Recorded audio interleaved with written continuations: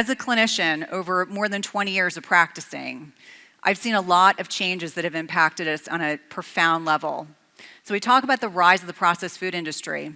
It's a $100 trillion per year with $450 billion in profit. They are not looking out for anyone. No one. They are profit focused, they are not health focused.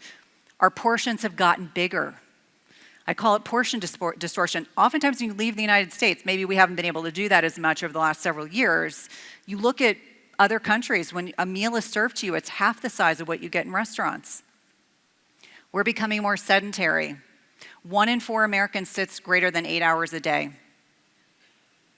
My greatest pain point, meal frequency, snacks and mini meals. We've been telling our patients for years, eat to stoke your metabolism. Breakfast is the most important meal of the day. You need to eat 3 meals a day and snacks in between to stabilize your blood sugar.